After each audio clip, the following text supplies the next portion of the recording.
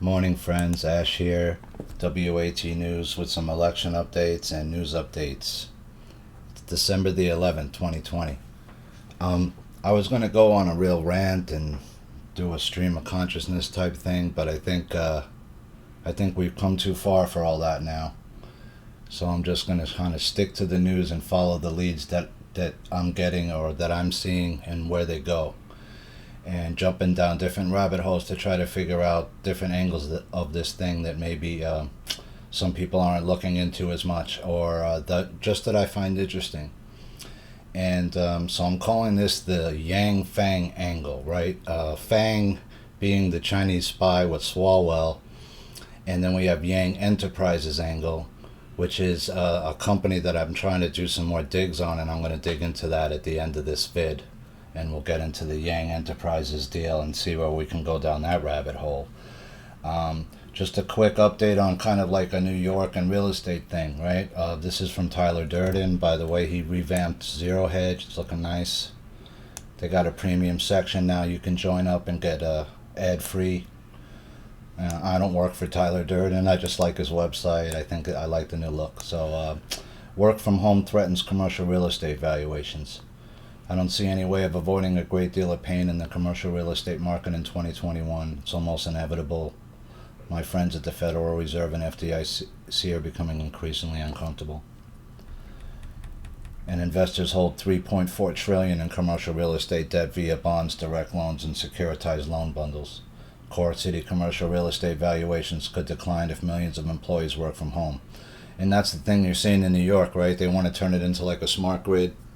They cleared out Midtown and certain areas where no one's really at anymore, right? And what happens when you do that is when businesses on blocks go down, they just become dead blocks, and then that attracts like homeless and other problems, right?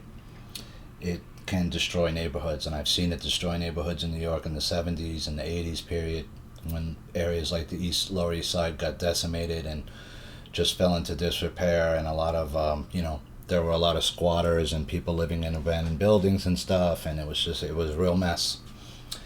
And it looks like they're trying to do that to New York again. It's unfortunate, right? And you're seeing the pattern over and over with this, where, I mean, how can you push a vaccine out in a year, right? The Pfizer vaccine, for instance, several people got Bell's palsy from taking that. You can go look that up. And they're saying, well, it's only 6 people in a group of this many thousand, but people still got Bell's palsy. I don't care how many it is. I want to know that before you're pushing this drug onto me, right? So here's Fauci: unless Americans take the vaccine, the masks need to stay on. So that's the thing. You're being subjugated, right? We all know it now, and they're trying to force this vaccine out, and that's okay. You know what? There's a 98% survival rate, 99% for most, and I'm good with that. I'll take some therapeutics. I'll take some other stuff, right? I don't need your vaccine to be able to travel. I don't need to prove to you that I'm healthy to travel. I mean, this is ridiculous, right? Anyway, that aside, Swallwell spoke at same 2013 event as Dianne Feinstein's Chinese spy, following revelations that Democratic Rep. Eric Swalwell was seduced by a Chinese spy. He's refused to say whether they were intimate. The Daily Caller now reports that the California congressman who swore just last year that President Trump is a Russian agent spoke at a 2013 event she helped organize. The event was hosted by a group led by Chinese national Christine Fang, who U.S. intelligence told Axios worked undercover for China's Ministry of State Security, its primary spying organization from 2011 to 2015. I mean, that's the thing, right? It's China. That's who we should have always been worried about. And all the people saying, hey, what about China? We're always stifled it under Obama because nobody wanted to know that, hey, we're selling the port to China, by the way, out there, right? We're selling the Long Beach, a big piece of the Long Beach port to these guys. We're going to let them into our infrastructure. And if you notice, Kemp, he was courting the Chinese big time. He wanted them to buy a piece of some ports over there in Georgia, maybe, right? He was trying to work some kind of side deal out there. And a lot of other politicians are connected, I think it's going to be, to China in some way. either they're compromised, or they've taken monies, or they have a spouse maybe that has a lot of business in China, right? You know, there's some people in the Congress and Senate like that. Even Cocaine Mitch, right? I think probably his family's got some money over there. So a lot of people involved. Okay, so let's jump down the Yang Enterprises.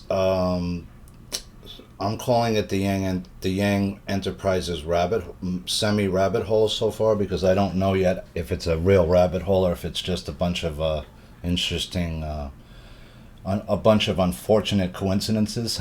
Isn't that a book or a movie? I can't remember. A series of strange and unfortunate coincidences or something.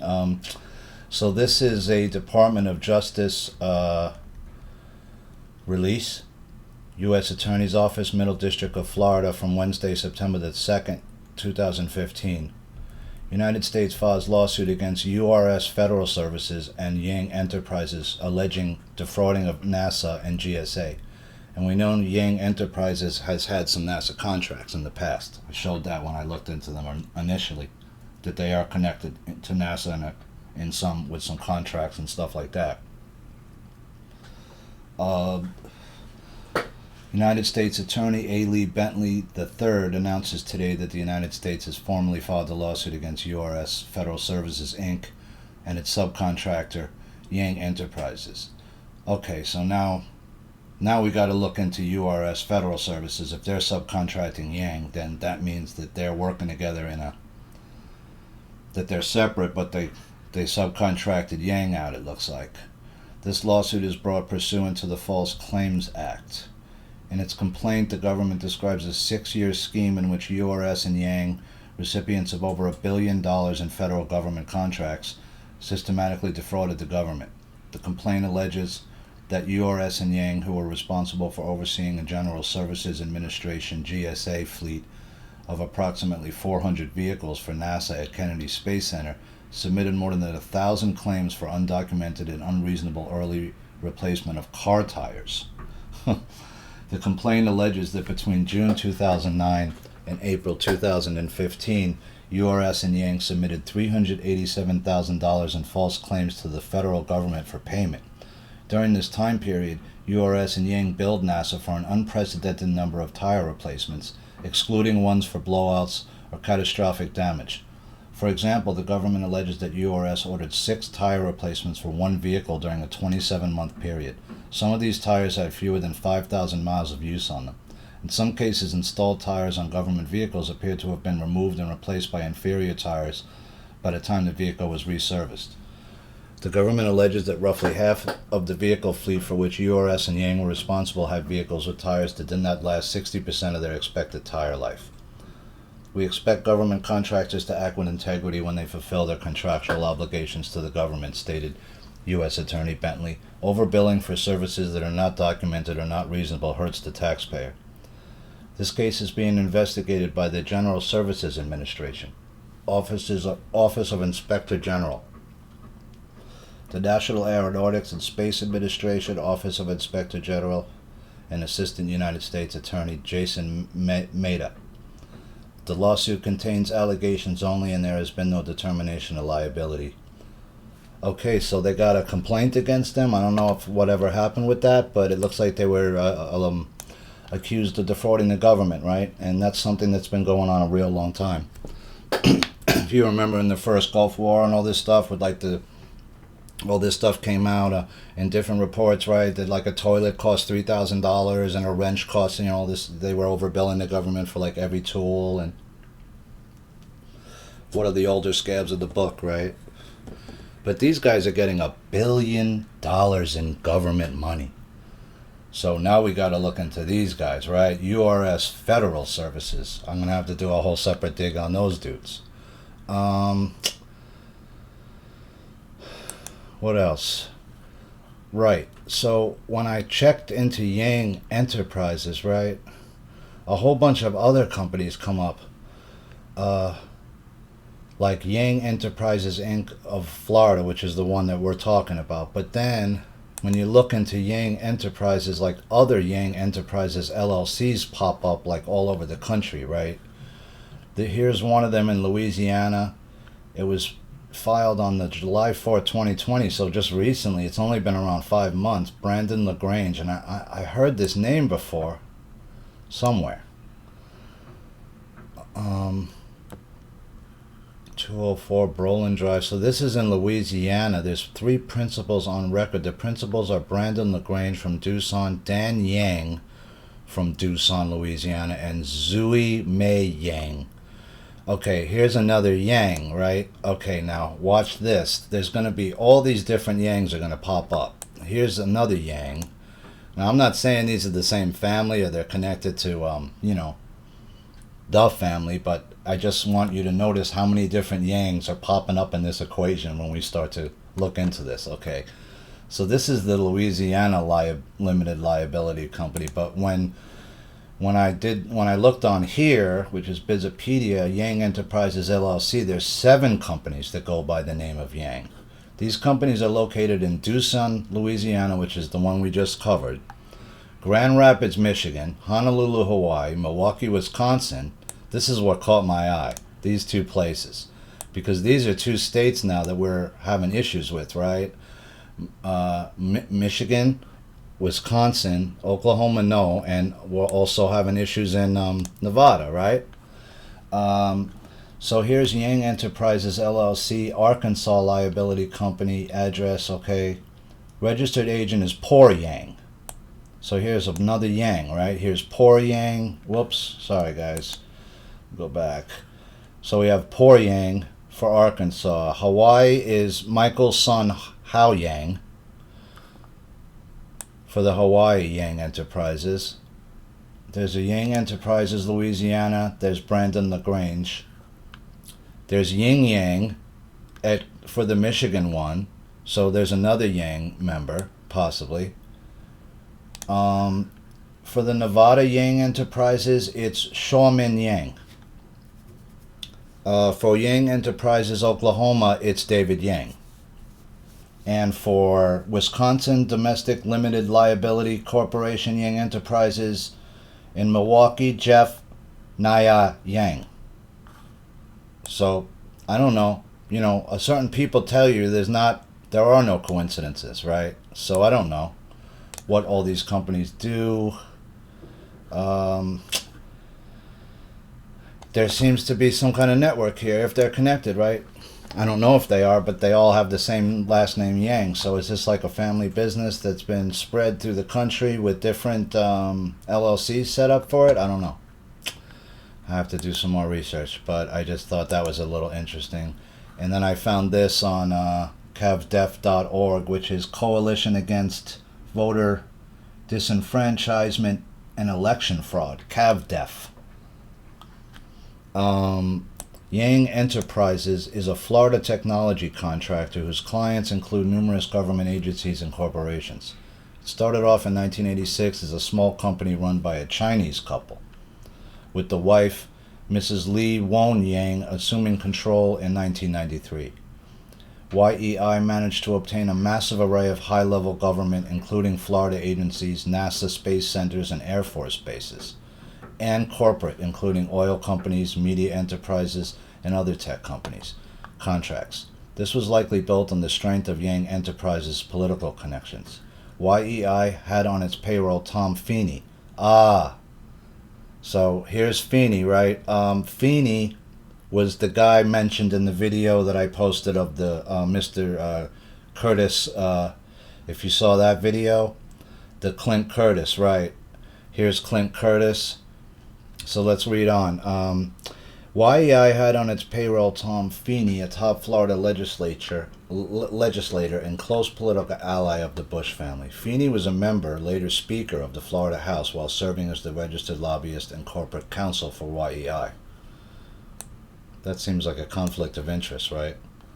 He's a registered lobbyist and counsel for this company while he's serving as the Speaker of the House. How could that be? I don't know. I have to look into that.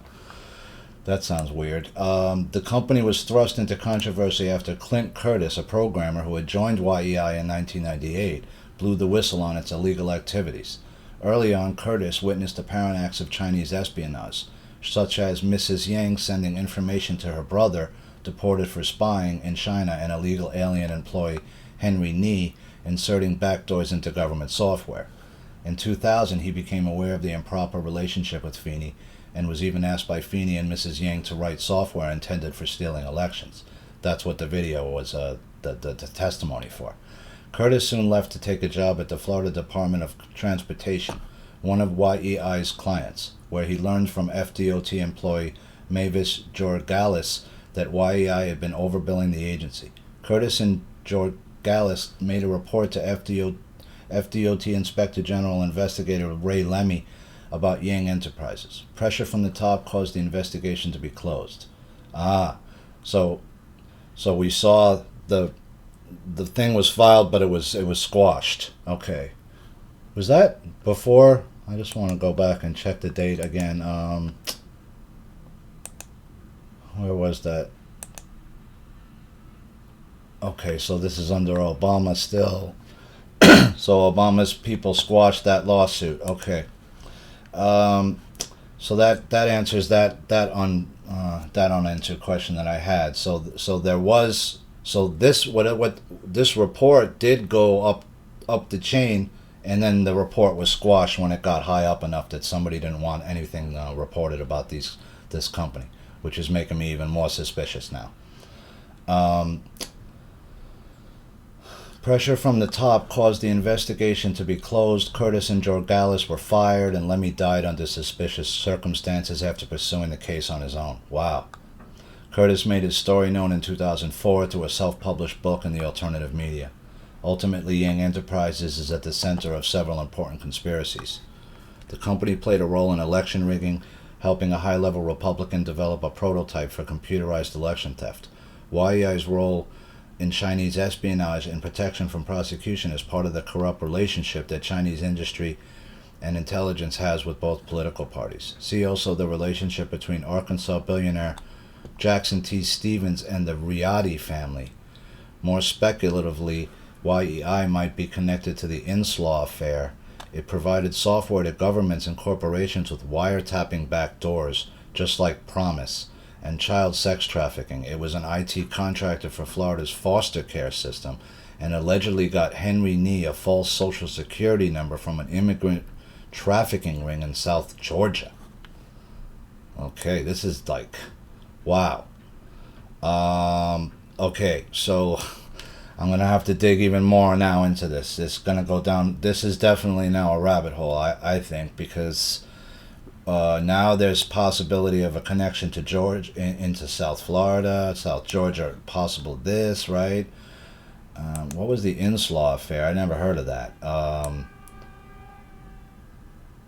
Aside from using Promise for case management, the DOJ provided it to numerous other agencies, including U.S. and foreign intelligence services. Oliver North allegedly used Promise for tracking political dissidents. Various intelligence services worked to add backdoors into Promise and sell the software to other countries. One copy of Promise was delivered to the Wackenhut Cabazon joint venture by Earl Bryan, where Michael Riconosciuto bugged the software for espionage. Oh, so, yeah, this looks like some kind of CIA thing, right, where they give out all this tech to the other countries, but they put in a secret back door so they could listen to everything that they're listening to, and, you know.